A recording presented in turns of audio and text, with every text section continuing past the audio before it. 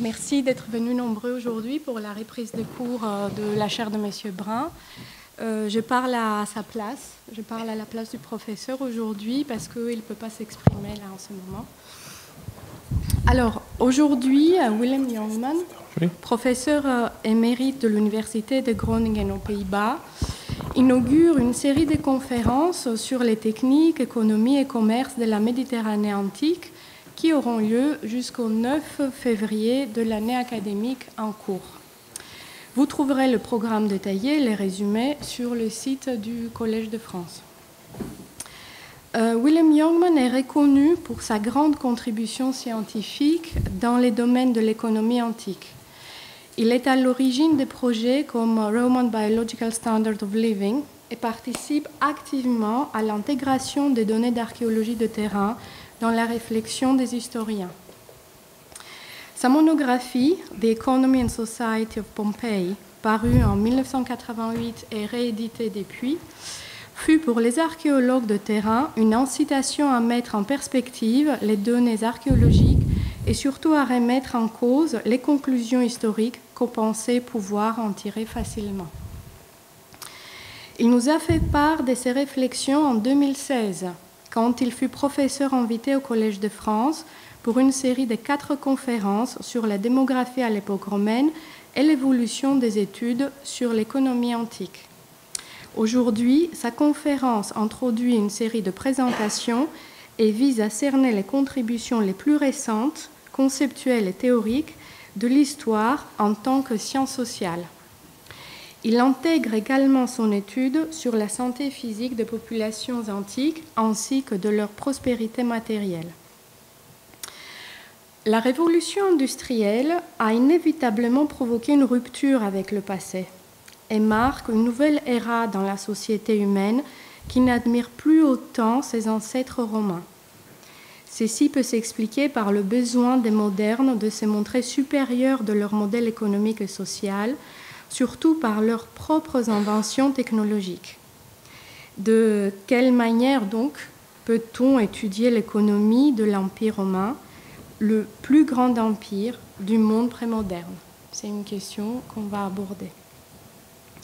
Le développement croissant des données archéologiques, souvent issues de nouvelles méthodes de recherche appliquées et des sciences dites exactes, engendre par ailleurs un fort potentiel d'analyse globale et synthétique. L'archéologie est la seule branche de l'histoire ancienne dont la documentation s'accroît significativement. On commence à reconstituer des séries de faits qui manquaient jusqu'à présent pour éclairer tel ou tel aspect des civilisations antiques, en particulier sur l'évolution technique et économique du monde gréco-romain.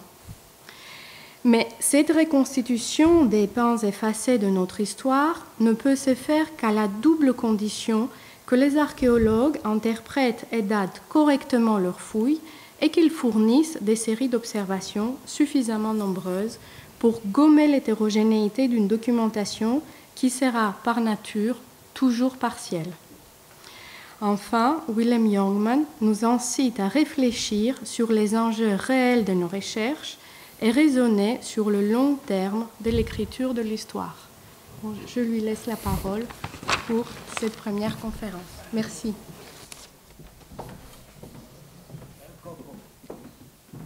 Merci beaucoup. Ça me fait beaucoup de plaisir de retourner au Collège de France une fois de plus. Bonjour et bienvenue à la première conférence du cycle de conférences de mon ami Jean-Pierre Brun sur l'archéologie de l'économie romaine, un domaine dans lequel il a apporté une contribution remarquable. Qu'est-ce que vous avez poussé à vous intéresser à la Rome antique et à son économie en particulier? Je pose la question, car à notre époque, c'est moins évident qu'autrefois. L'admiration de la Renaissance pour la Rome antique était profonde, ce qui n'est pas étonnant pour une époque où seulement 35 000 personnes vivaient dans les ruines de la ville de Rome, qui avait autrefois abrité au moins 1 million d'habitants, voire plus. L'admiration de la Renaissance a perduré jusqu'au XIXe siècle, en particulier lorsqu'elle était associée à une identification avec l'impérialisme et les exploits militaires romains.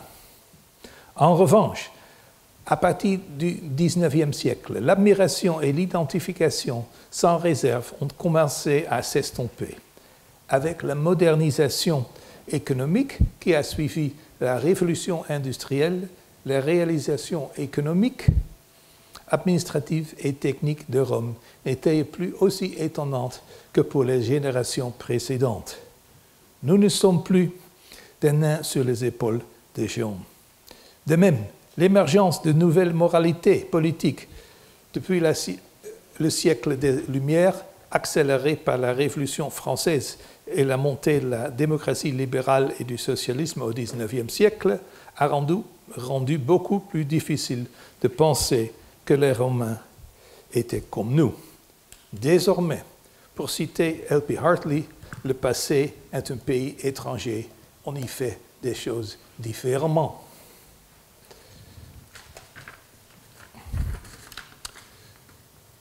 Ce sentiment moderne que l'Antiquité était différente fait bien sûr partie d'une nouvelle compréhension plus large que le passé pré-industriel était, selon les mots de Peter Laslett, un monde que nous avons perdu.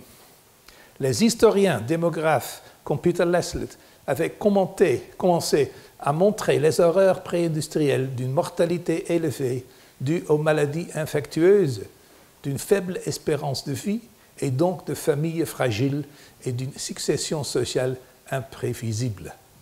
Les spécialistes d'histoire économique liés à l'école des Annales, comme Pierre Goubert ou Emmanuel Leroy-Ladurie, professeur d'ici, ont documenté les effets de la faible productivité agricole, les risques de mauvaises récoltes et plus généralement d'une vie précaire proche de la subsistance et les contraintes imposées par la nature. Le résultat est en le paradigme d'une histoire immobile, de la longue durée, d'une société vivant proche de la subsistance. La croissance économique ne viendra qu'avec la révolution industrielle. La logique économique qui sous-tend ce scénario pessimiste est un modèle simple, avec un facteur de production fixe, la terre, et un facteur variable, le travail. Dans une société essentiellement agricole, sans évolution technologique, la croissance démographique modifie la proportion entre les facteurs de production que sont la terre et le travail. Un tel déplacement, le long de ce que l'on appelle en sciences économiques la fonction de production, entraîne une baisse de la productivité marginale du travail et donc une baisse des revenus du travail. C'est-à-dire, si l'on ajoute plus de main-d'œuvre agricole à la même superficie de terre, la production augmentera, mais pas dans la même production. Chaque travailleur produira moins qu'auparavant. La pression démographique fait baisser le niveau de vie de la masse de la population. Il s'agit de la version moderne du scénario malthusien classique, et seuls les contrôles positifs malthusiens, tels que les famines ou les épidémies, pourraient en fait inverser cette tendance à la baisse du niveau de vie sous la pression démographique. Ainsi, l'histoire pré-industrielle a souvent été marquée par l'alternance de périodes de forte pression démographique et de pauvreté généralisée pour de nombreuses personnes, ainsi que de loyers plus élevés pour les propriétaires de terres qui sont rares, suivi d'un déclin démographique catastrophique, d'une amélioration des revenus du travail et d'une baisse des loyers. Ainsi, l'histoire économique de la population n'est pas seulement une histoire de la répartition fonctionnelle des revenus entre le travail et la terre et le capital, mais aussi de la répartition sociale des revenus. Ici, vous pouvez voir que le niveau de vie n'était pas toujours le même et même qu'il y a fait beaucoup de déclin. Cependant, il est parfois possible d'échapper à Malthus. Les Pays-Bas, comme vous pouvez voir ici, du XVIIe et XVIIIe siècle et un peu plus tard l'Angleterre, ont atteint non seulement des densités de population et des taux d'urbanisation élevés, mais aussi des revenus per capita bien supérieurs au niveau de subsistance. Dans ces cas, les mêmes quantités de terre, de travail et de capital avaient commencé à produire davantage. La productivité totale des facteurs avait augmenté parce que la fonction de production elle-même s'était déplacée. En bref, la République néerlandaise surtout, et plus tard l'Angleterre, ont connu une véritable croissance économique. Il était donc possible d'échapper à Malthus, du moins dans une certaine mesure, et même avant la révolution industrielle. Une partie du paradigme pessimiste d'un passé pré-industriel fondamentalement différent est également apparue dans l'histoire grecque et romaine, principalement dans les travaux de Moses Finley, mon mentor à Cambridge et le plus important historien de l'Antiquité de la seconde moitié du XXe siècle, profondément imprégné de sciences sociales. Finley appréciait que l'Antiquité classique était en effet une société très différente de notre société moderne. Il a fait valoir que le niveau de vie des Grecs et des Romains était et restait faible et que, dans le cas des Romains, la richesse qui existait, évidemment, était celle d'une petite élite qui profitait de l'impérialisme et de l'exploitation des travailleurs pauvres. Le commerce et la fabrication, dans son avis, étaient à petite échelle et largement destinés à la consommation locale. L'argent jouait un rôle mineur, il y avait peu ou pas de progrès technologique et l'État ne s'intéressait pas à l'économie au-delà de la collecte des impôts. Son explication n'était pas tant économique que culturelle. Le système de valeurs de l'élite l'empêchait d'investir et de participer au commerce et à la fabrication.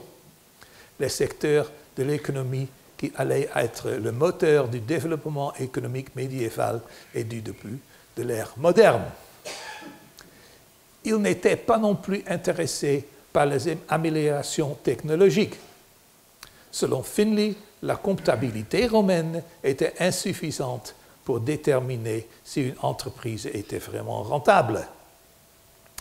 De même, l'État n'avait pas de politique économique autre que la politique fiscale consistant à collecter suffisamment d'impôts pour couvrir ses dépenses, principalement pour l'armée, la cour impériale et la bureaucratie.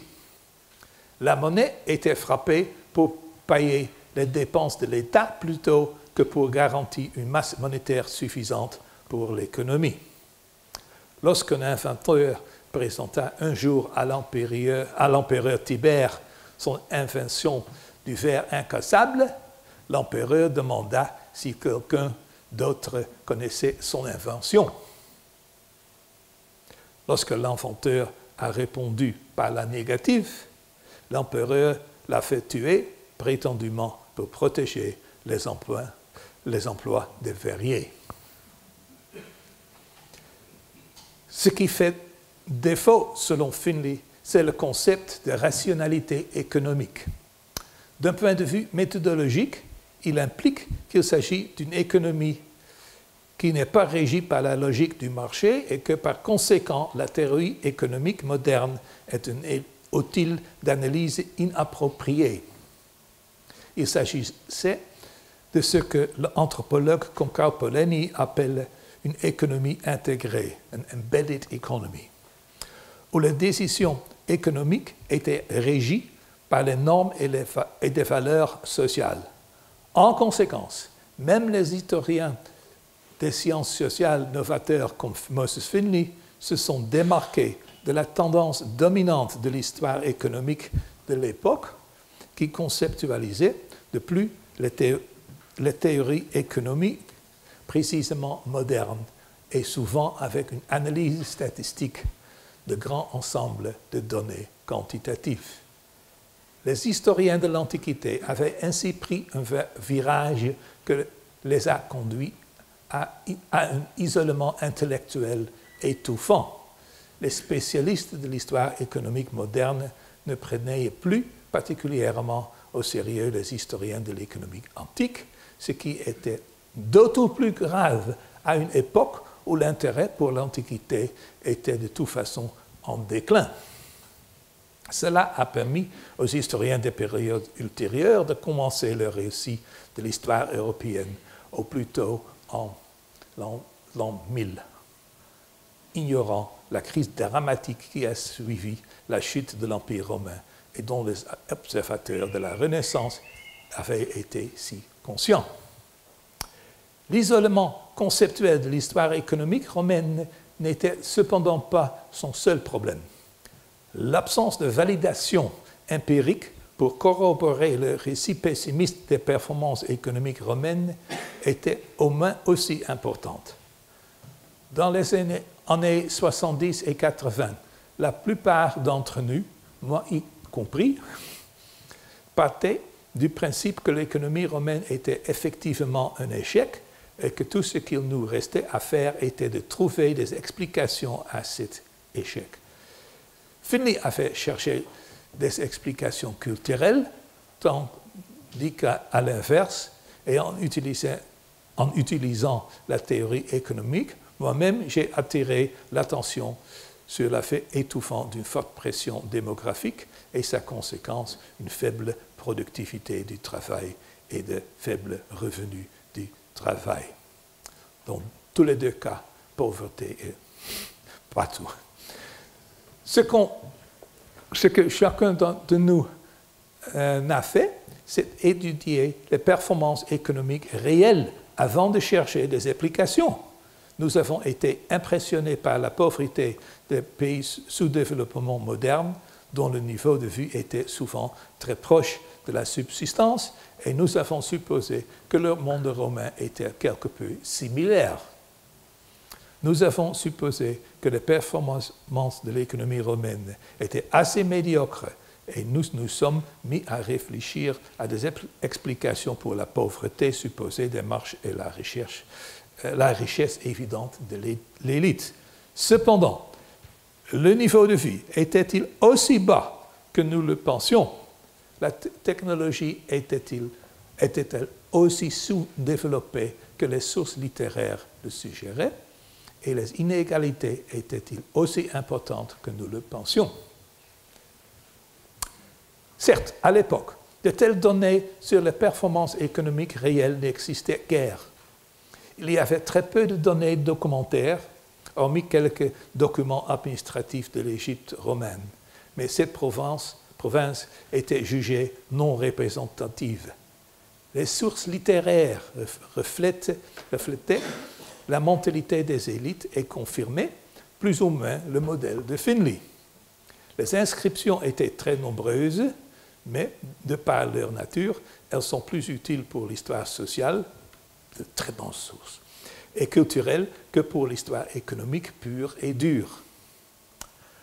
L'archéologie aurait pu fournir les preuves tangibles de l'échelle et de la sophistication de l'économie, mais à l'époque, seules les premières données utiles commençaient à émerger avec la photographie aérienne de Roger Agache et Kenneth St. Joseph, le South Etruria Survey de la British School at Rome ou la fouille modèle de la Villa Sette Finestre d'Andrea Carandini, conçue pour répondre aux grandes questions d'histoire économique et sociale. Cependant, depuis cette époque, et en partie grâce à la législation européenne sur le patrimoine, nous avons acquis une nouvelle richesse de données archéologiques sur les performances économiques romaines, comme cela est devenu visible dans le Oxford Roman Economy Project ou dans le travail de Jean-Pierre Brun. Cela reflète le passage d'une archéologie de données rares à une archéologie de données abondantes. En bref, nous avons commencé à disposer de données concrètes sur la réalité de la vie romaine. Et nous avons donc également dû imaginer de nouvelles méthodologies pour utiliser ces données abondantes. C'est pourquoi je souhaite maintenant brosser un tableau provisoire de l'économie et de la société romaine en me fondant sur les deux principes qui ont guidé mes propres recherches presque depuis le début. La théorie économique comme principal outil d'analyse et l'analyse essentiellement quantitative des plus grands ensembles de données archéologiques disponibles. Alors, dans quelle mesure l'économie romaine était-elle prospère? Quelle était la prospérité des Romains de l'Antiquité? Il est évident que l'économie romaine était loin d'être aussi prospère que nos économies modernes. Mais ce n'est pas surprenant. Mais à quel point les Romains de l'Antiquité étaient-ils moins prospères? Certes, les Romains n'étaient pas aussi riches que nous. Mais cela implique-t-il nécessairement une profonde pauvreté permanente? Et comment cela a-t-il peut-être évolué au cours de nombreux siècles d'histoire romaine? Les choses se sont-elles améliorées en permanence ou y a-t-il eu des périodes où les choses n'allaient pas aussi bien? La mesure traditionnelle des performances économiques est le revenu par capita, c'est-à-dire la production ou la consommation totale d'une économie divisée par le nombre d'habitants.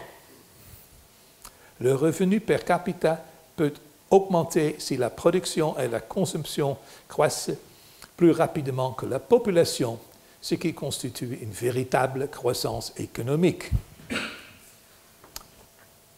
Inversement, le niveau de vie peut augmenter si la population diminue de façon spectaculaire, par exemple après une mauvaise épidémie.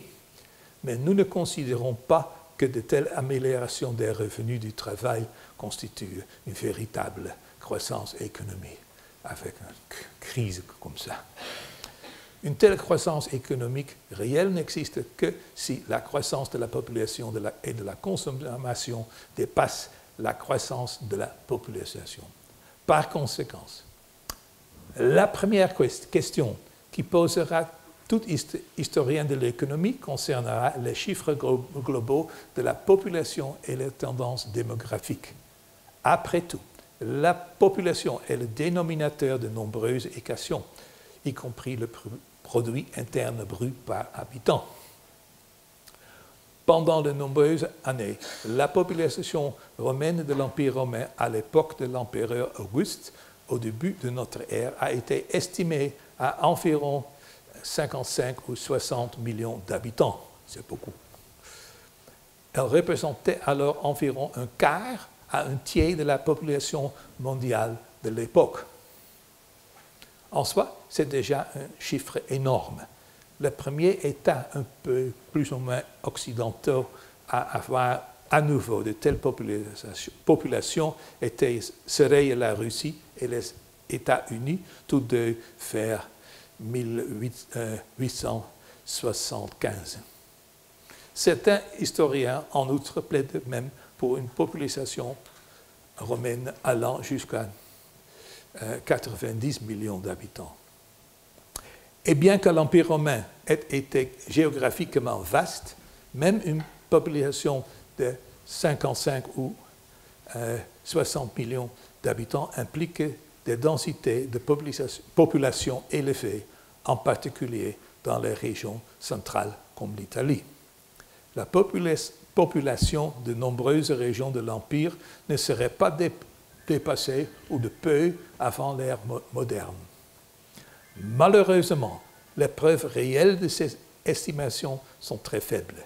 Ce n'est pas parce que l'Empire romain ne recueillit pas de données de recensement, il le faisait, mais parce qu'à part de petits échantillons de l'Égypte romaine, les documents administratifs n'ont pas survécu.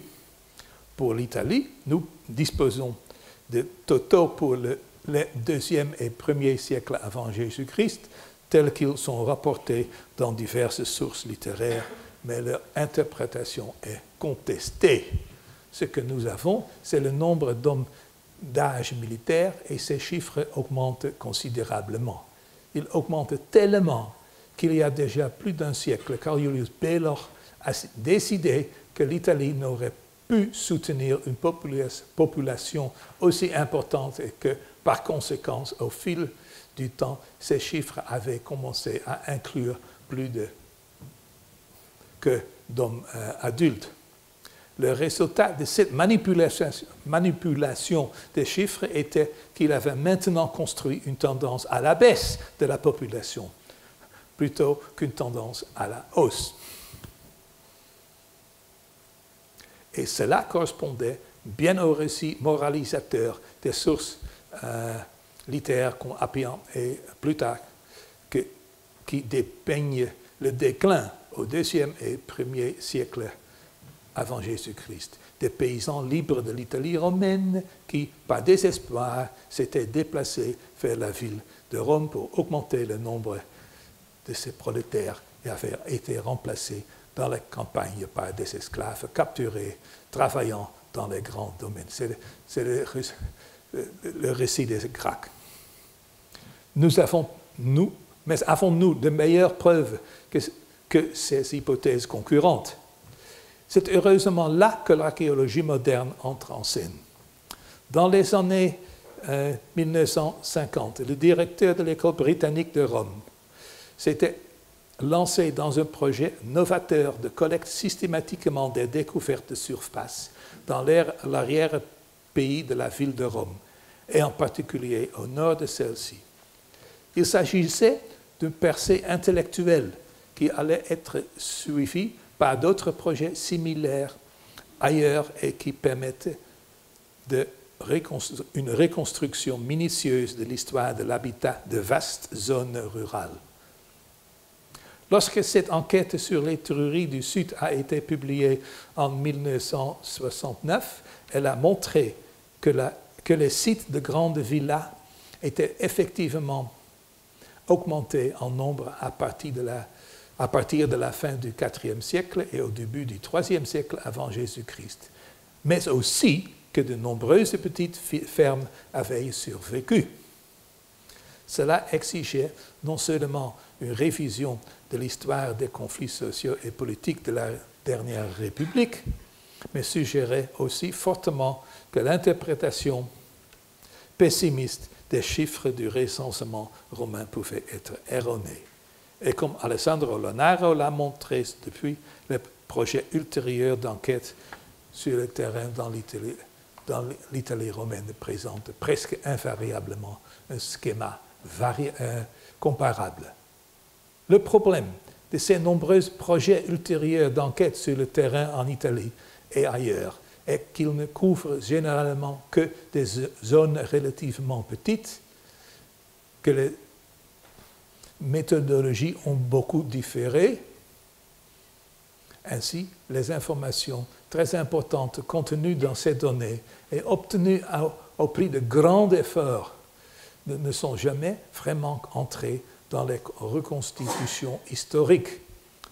Pour remédier à cela, une équipe de chercheurs responsables de 3 grands projets d'enquête autour de la ville de Rome, les descendants modernes des premiers chercheurs britanniques d'Étrurie du Sud, une équipe de l'université La Sapienza de Rome et l'équipe de l'Institut archéologique de Groningen, ont uni leurs forces pour tenter que beaucoup avaient jugé impossible. La création d'une base de données intégrée des 3 ensembles de données d'enquête de l'arrière-pays de la ville de Rome, afin d'explorer les pièges potentiels, de développer les meilleures pratiques et de préparer le terrain pour l'inclusion future d'ensemble de données d'autres parties de l'Italie et de l'Empire. Environ 1 million de dates. La première étape a été menée à bien et comme le montre la diapositive suivante, la région a effectivement contenu des augmentations si importantes du nombre de sites qu'il est difficile de les concilier avec la révision de la baisse des données réelles et du recensement par Bello. Ceci peut le total et les 3 régions.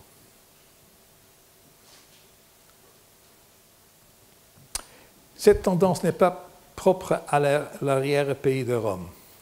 Xavier de Rue a créé des graphiques très similaires de l'évolution du nombre de sites dans le nord de la France, en Belgique, au Luxembourg et en Allemagne occidentale. D'un point de vue analytique, l'étape suivante consistait, bien sûr, à passer des chiffres des sites aux chiffres de la population, comme l'a fait Lisa Fentress, qui a attribué des nombres putatifs d'habitants aux différents types de sites.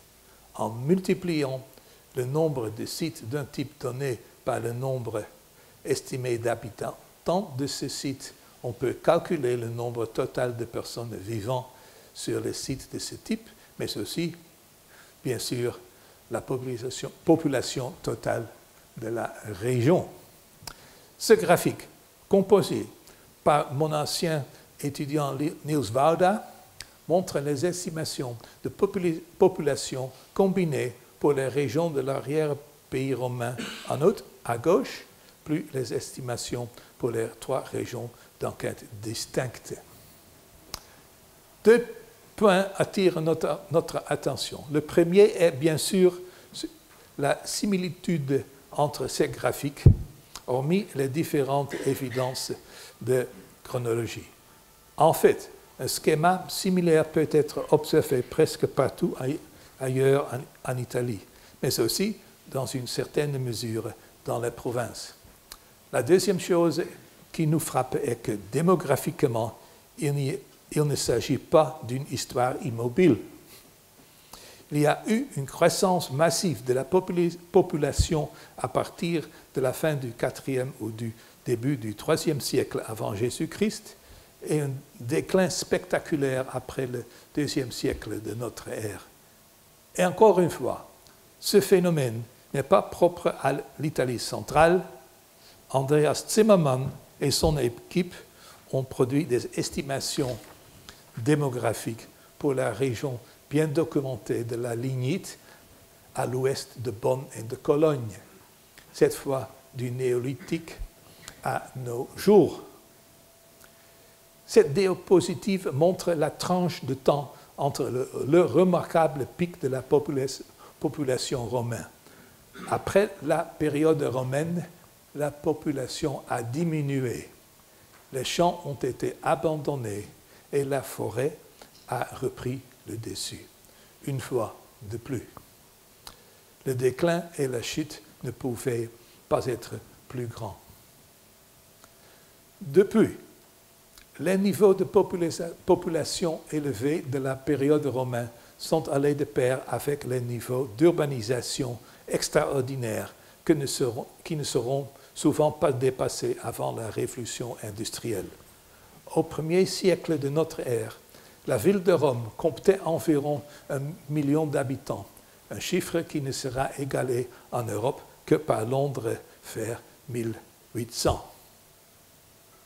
De plus, Rome n'était pas la seule grande ville de l'Empire. Pour le début, c'est volubilis à Maroc. Pour le début de l'Empire, Jack Hansen a estimé que les 8 plus grandes villes, comptant au moins 120 000 habitants chacune, avaient une population commune de 2,6 millions de personnes. Ainsi, non seulement le taux d'urbanisation romain était bien plus élevé que plus tard, mais peut-être que quelques 10% de sa population vivait dans des villes de plus de 20 000 habitants, bénéficiant d'un mode de vie économique, social et culturel pleinement urbain. En conclusion, nous pouvons donc dire que l'économie romaine a sans aucun doute dû trouver une réponse à la pression démographique. La question est de savoir si cela a eu le résultat malthusien déprimant de la baisse de la productivité du travail et donc des revenus du travail et de l'augmentation des loyers, ou si l'économie romaine a réussi à échapper à Malthus comme l'Angleterre et les Pays-Bas le feront au début de la période romaine. Les données traditionnelles sur le niveau de vie des gens ordinaires sont bien sûr celles des salaires, mais malheureusement, nous n'avons que peu pour l'Antiquité. Pour la période républicaine, nous disposons d'une série de prix d'esclaves tirés d'inscriptions de manumission de Delphes, qui peuvent servir d'approximation et qui suggèrent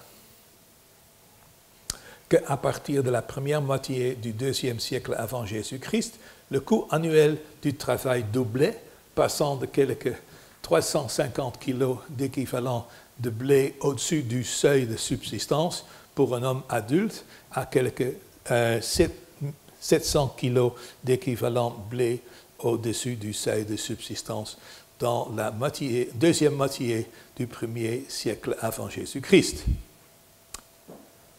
Pour l'Égypte romaine, nous disposons de données réelles sur les salaires réels, habilement rassemblés par Kyle Harper.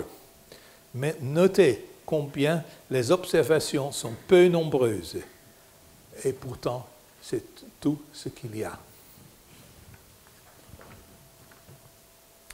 Celle-ci montre une tendance à la hausse jusqu'au niveau bien supérieur à la substance, jusqu'à environ de l'année 175.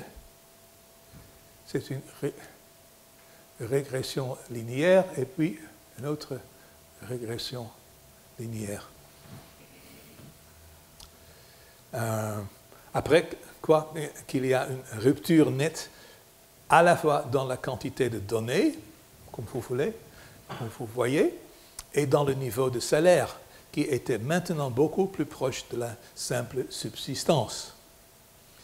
Ceci est important car la rupture est dans ces données se situe seulement quelques années après la grande peste dite antonine, une épidémie probablement de variole. Maintenant, nous sommes très intéressés dans cette épidémie qui a ravagé l'Empire et, comme nous le verrons, apparaît dans de nombreuses autres séries de données.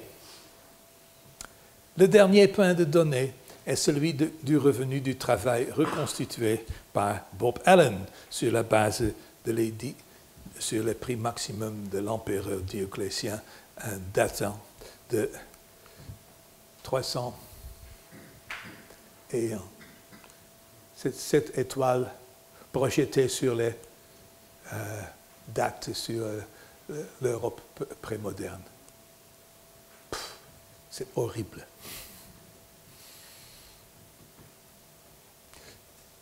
Les salaires étaient effectivement tombés si bas que le ratio de bien-être, c'est-à-dire le ratio entre les salaires et la subsistance, était tombé à un niveau proche de la subsistance. Subsistance, oui. Confirmant la tendance montrée par les données salariales égyptiennes. Malheureusement, c'est tout que nous avons comme données sur les salaires. Et ce n'est évidemment pas grand-chose, même s'il y a un schéma assez intéressant qui suggère que la pression démographique n'a pas fait baisser les salaires, au contraire. C'est une corrélation positive. Mais peut-être devrions-nous aussi chercher ailleurs des données sur le niveau de vie. Le revenu per capita est, après tout, une mesure très étroite qui est devenue si importante parce qu'à l'époque moderne, il est facile d'obtenir des données à son sujet, car c'est ce qui est taxé. Le défi, par conséquent, pourrait bien être de trouver d'autres mesures du niveau de vie qui soient à la fois plus facilement disponibles et peut-être aussi plus pertinentes. Comme nous le verrons l'archéologie peut nous aider. Heureusement, nous disposons effectivement de données alternatives, et en particulier de modèles de consommation tels que révélés par l'archéologie pour montrer ce que les gens faisaient réellement de leurs revenus. Lorsque vous êtes pauvre, vous ne pouvez vous permettre qu'une alimentation de subsistance, mais lorsque vos revenus augmentent, vous pouvez dépenser ce revenu supplémentaire pour acheter, par exemple, plus de viande. High income elasticity. Par exemple, ce graphique montre la distribution chronologique des assemblages d'eau d'animaux provenant de Rome et d'Italie en tant qu'indicateur de la consommation de viande et de la prospérité. Une partie de la tendance est évidemment due à la croissance démographique, mais il est aussi clair que la consommation per capita a également dû augmenter. C'est une croissance dramatique et un déclin aussi dramatique. Nous avons aussi des dates pour les provinces. Ce qu'il faut ajouter à ces graphiques, c'est que dans les périodes centrales de la prospérité romaine, non seulement on consommait plus d'animaux, mais ces animaux étaient aussi considérablement plus gros que les périodes précédentes ou ultérieures.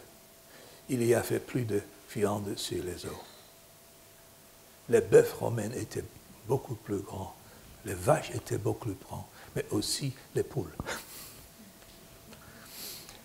Cette tendance globale d'une meilleure alimentation se reflète également dans des données plus locales sur d'autres aliments, comme les travaux de Mark Maltby sur le poulet en Grande-Bretagne romaine, l'analyse d'Erika Rowan sur un égout à Herculaneum, la consommation d'amphores et donc de vin dans l'arrière-pays de Rome.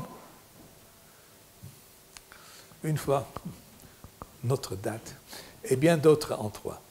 D'après ce que nous pouvons dire à partir des données actuelles, l'alimentation à l'époque romaine était plus variée et plus attrayante qu'avant ou après, reflétant, je dirais, le niveau de vie plus élevé.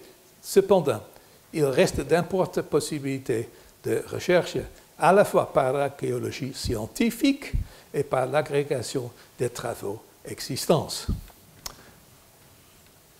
Un niveau de vie plus élevé se manifeste également dans la qualité et la quantité des biens matériels que les équipements de cuisine, les meubles, même dans les provinces éloignées, ou la qualité des maisons elles-mêmes. Enfin, la tendance ne se manifeste pas seulement dans la consommation privée, mais aussi dans la consommation publique. Les villes romaines étaient bien pourvues en équipements tels que les rues pavées, des bains publics, comme à Rome, avec une bibliothèque, des temples, des théâtres et des amphithéâtres, des marchés, des aqueducs pour l'approvisionnement en eau dans un environnement souvent aride, ou des installations portuaires bien construites. Pour la navigation à longue distance. Tout cela était en partie payé par l'empereur et l'État, mais aussi par les bienfaiteurs de l'élite. Dans la ville de Rome, l'État fournissait gratuitement des céréales à la grande majorité des citoyens adultes de sexe masculin. Au cours du IIe siècle après Jésus-Christ, une distribution similaire, mais cette fois financière, était assurée dans les villes d'Italie et dans quelques autres les alimenta. Les bienfaiteurs privés de l'élite faisaient don de repas publics festifs ou de bâtiments publics. Ce graphique, tiré d'un article de mon élève Fritz Heinrich, représente la construction de bâtiments publics en Italie au fil du temps et témoigne de la volonté de l'élite de contribuer à la culture civique. De même, les élites locales finançaient les jeux de gladiateurs en dehors de la ville de Rome, et comme mon élève Eric Timmermans a démontré dans sa thèse de licence, ces jeux ont connu un fort déclin précisément à la fin du deuxième siècle de notre ère, au moment de la construction de bâtiments publics, s'est également arrêté brusquement. Enfin, comme un autre élève Arjan Zuiderhoek, dans son livre sur les bienfaiteurs en Italie mineure, a montré là aussi le vent tournait vers la fin du deuxième siècle après Jésus-Christ. En bref, l'élite n'était plus disposée à financer certaines composantes essentielles de la culture civique romaine.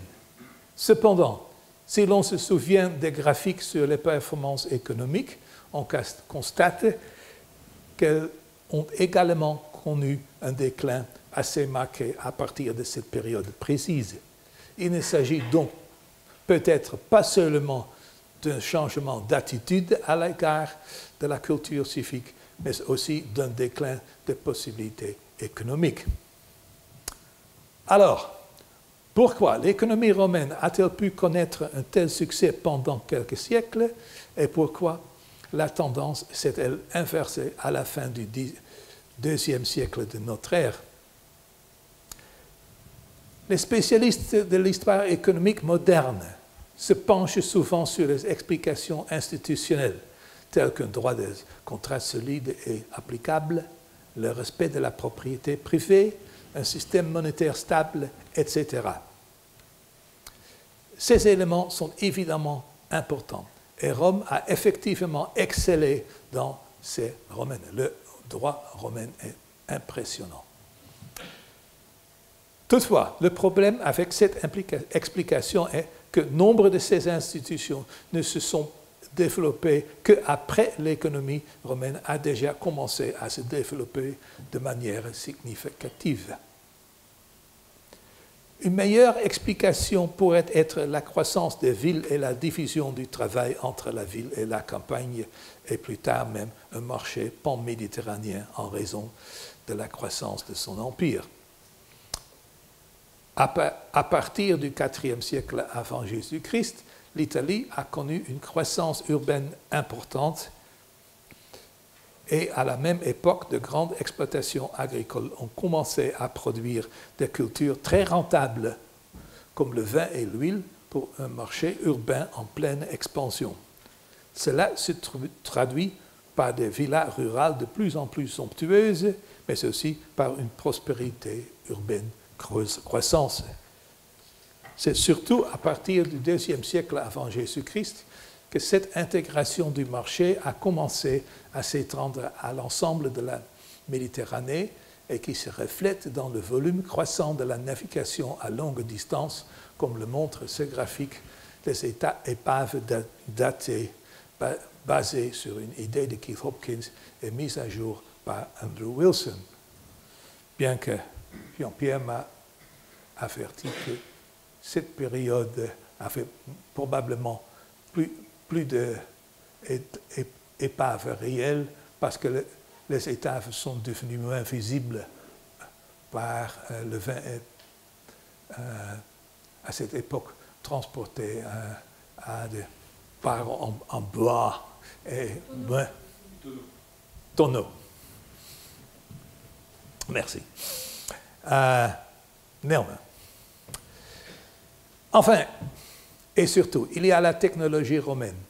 Les bâtiments romains subsistants témoignent des capacités d'ingénierie romaine, mais il en va de même pour l'ingénierie minière ou hydraulique, y compris, comme nous le savons maintenant grâce à Jean-Pierre Brun, un grand nombre de moulins à eau. Les routes romaines resteront le pilier du transport terrestre européen pendant de nombreux siècles.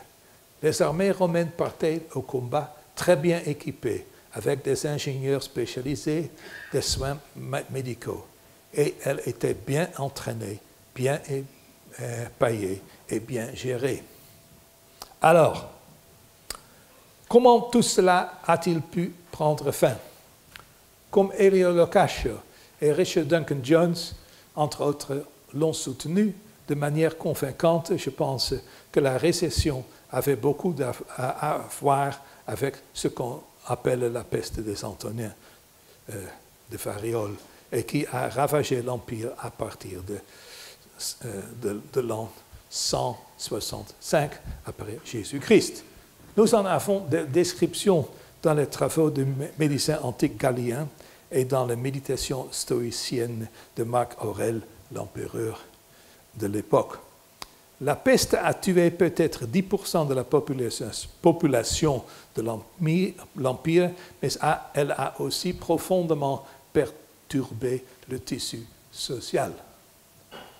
Fait intéressant, et tout comme probablement dans le cas de la peste de Justinien au VIe siècle, comme l'ont récemment démontré Michael McCormack et d'autres, ou de la peste noire du XIVe siècle, comme l'a soutenu Bruce Campbell, elle semble avoir été précédée d'une détérioration rapide du climat, comme le montre ce graphique des cernes d'arbres. Le milieu du IIe siècle semble marquer la fin de la période romaine dite chaude. Certes, tout le monde n'est pas aussi convaincu de ce scénario que moi, mais la bonne nouvelle est que l'archéologie scientifique produit de plus en plus de données solides pour montrer si j'ai raison ou non. Si l'on compare l'histoire romaine à celle bien mieux connue du XIVe siècle, on constate toutefois une différence majeure. Les données médiévales montrent que la population et le niveau de vie sont négativement corrélés. Avant la peste noire, la pression démographique a fait éroder les revenus du travail, mais après la peste noire, les revenus du travail ont augmenté et les loyers ont diminué. C'est une corrélation négative. Cependant, dans le cas des Romains, les tendances de la population et du niveau de vie semblent avoir été positivement corrélées. Même lorsque la population a augmenté à la fin de la période républicaine et au début de la période impériale, le niveau de vie a également augmenté. À l'inverse, à la fin de l'Antiquité, alors que le scénario malthusien prévoyait que le déclin de la population devait entraîner une hausse du niveau de vie des masses, c'est le contraire qui s'est produit. Par conséquent, le cas romain semble être celui d'une croissance économique réelle, suivie d'un déclin économique réel. En bref, il y a eu des déplacements de la fonction de production elle-même, plutôt que de simples déplacements le long de la fonction de production. Cela invite à discuter du contexte social et politique. Comme je l'ai dit précédemment, pendant le ou les 2 siècles qui ont précédé et suivi le début de l'ère romaine, les Romains étaient des citoyens et non des sujets. Cela leur donnait droit aux avantages liés à cette citoyenneté, à un bon gouvernement et à une culture civique paternaliste. La relation sociale avait commencé à changer, en particulier à la fin du IIe siècle après Jésus-Christ, lorsque, comme l'a montré si élégamment Peter Garnsey, il y a un demi-siècle, les distinctions et les inégalités sociales furent de plus en plus consacrées par la roi.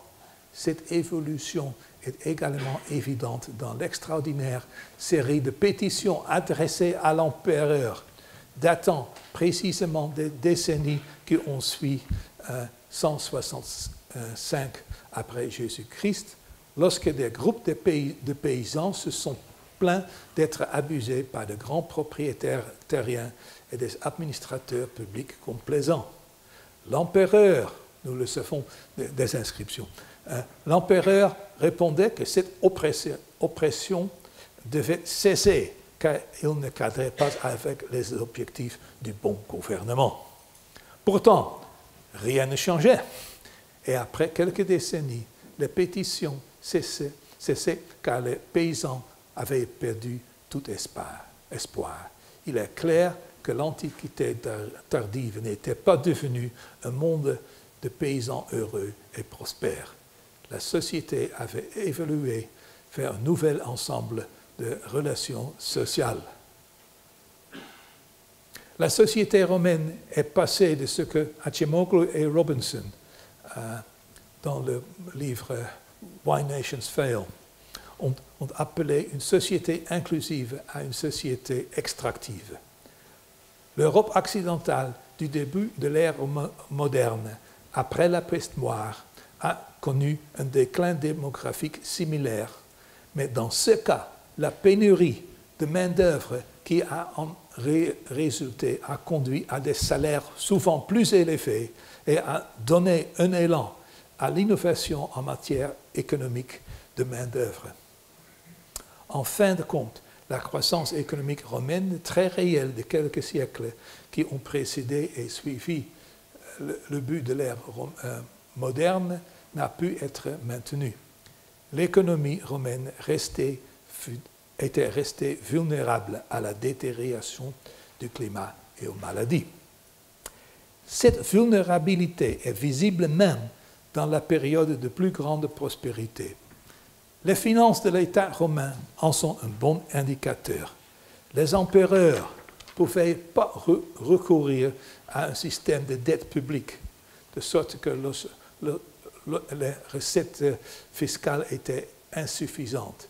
La seule option était de déprécier la monnaie, l'équivalent antique de l'impression de moderne ou de l'assouplissement monétaire, comme on l'appelle aujourd'hui.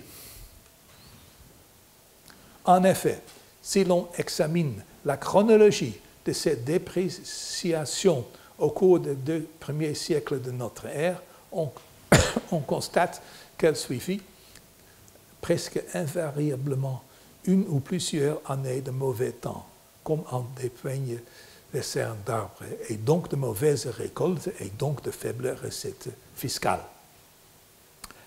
Si nous examinons la santé de la population, nous constatons un tableau aussi troublant. Pendant quelques siècles, les Romains ont pu être relativement riches, mais l'espérance de vie restait faible. Un tableau tout aussi sombre est également visible dans les données du projet de Geertje Klein-Goldweg, Jan Jacobs et moi-même sur la longueur du corps des Romains en tant qu'indicateur de la santé des enfants et des adolescents. C'est 10 000 squelettes romains. Les Romains étaient plus petits et donc en moins bonne santé, précisément dans la période où ils étaient les plus prospères.